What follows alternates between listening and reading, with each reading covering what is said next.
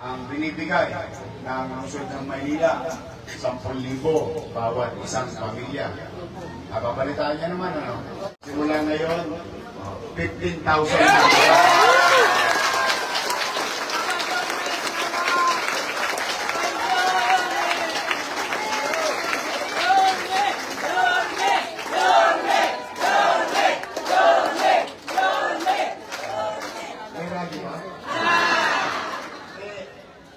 I will give you my reason. Kasi para ito hindi puladas. I'll give you my reason because these are the same reason I gave to the department head. Sabi ko, okay naman yung 10,000. Wala namang problema. Kaya lang, pataas ang presyo ng bilihin. Eh kung bibigyan natin 10,000 at nakakabili ng 4 na yero, baka ngayon 3 yero na lang ang mabili doon. Kaya kailangan ang tulong din ng gobyerno nag-a-adjust. Yun naman ang reason po. Ang tawag ng the inflation effect sa buhay ng tao. Eh medyo technical yung salita na yun. Kasi ang importante, sigurado ako, bukas, bumili na kayo ng 2x2. Bumili na kayo ng plywood. Bumili na kayo ng yero. Unti-unti ninyo sama-sama bangon ang sarili natin. Papapasensyahan na kaya namin, ha? At yan, hindi ko yung pera. Pera nyo yan. Pera yan ang pamahalaan. Sinisinok ko lang. At ibinibigay ko lang sa oras sa pangangailangan ng tao. Yan ang mensahe natin sa ibang kababayan natin at sa inyo. Ngayon, bilang paguli, malungkot ang sitwasyon natin. Tama ba, Ben? Pero ito, nasa tapat tayo ng simbahan. Mamaya, kung ano man namin yung paniniwala, basta importante, naniniwala kayo may mga pangyarihan sa taas, magpasalamat tayo sa Diyos, walang nadisgrasya.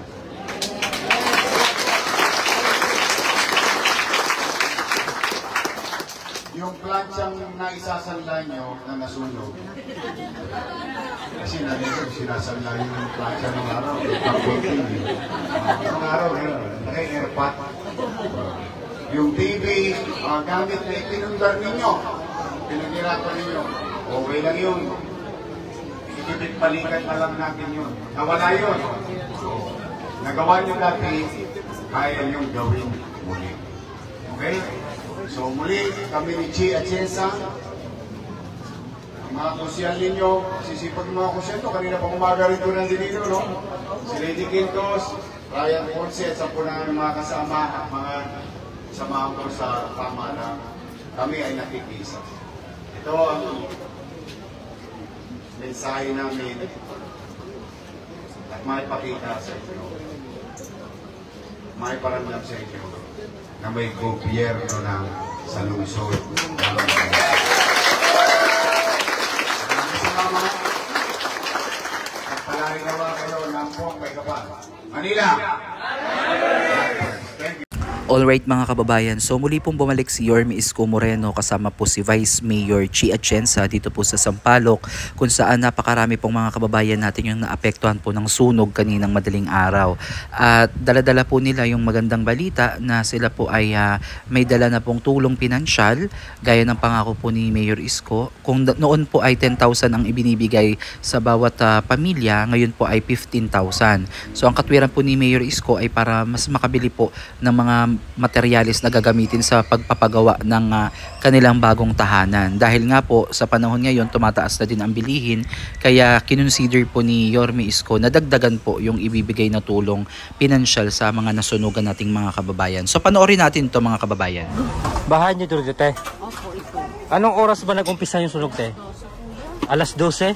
Madaling araw? Katulog lang namin yung anak ko, sunog daw.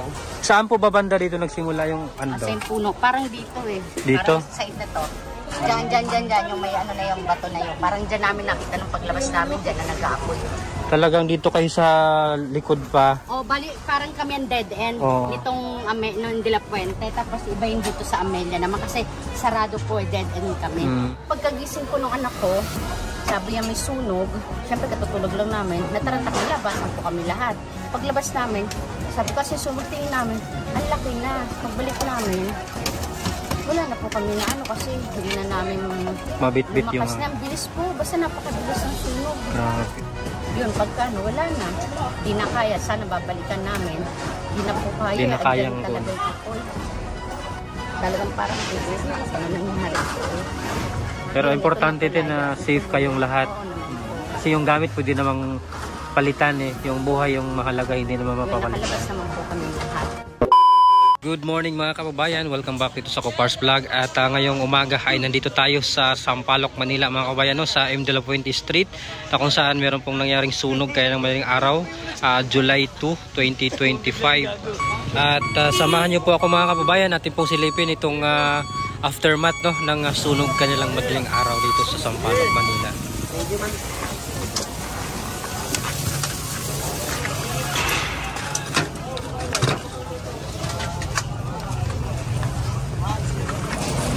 Busy po sila dito sa pagkumpuni ng pwede pang mapakinabangan mga kababayan na gamit.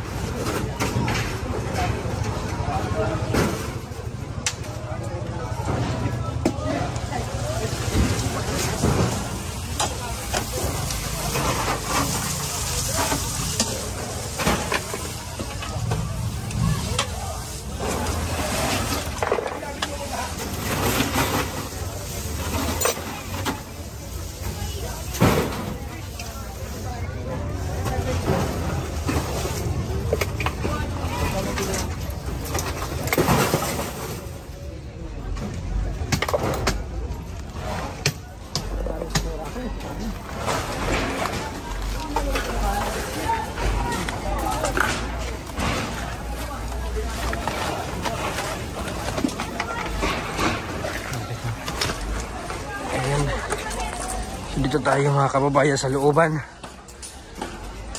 So ito yung likod na bahagi.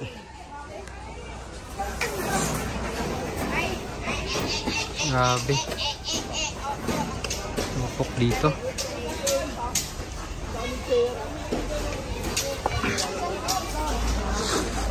Yan, umuusok pa nga dito. Yo. Binabasa nila ng tubig mga kababayan, or binuhusan ng tubig. Kasi meron pang apoy sa ilalim.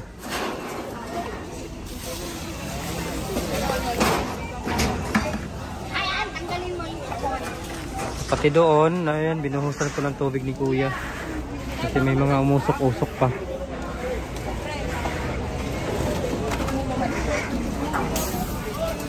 Dito naman, ayun oh, malakas pa yung usok doon.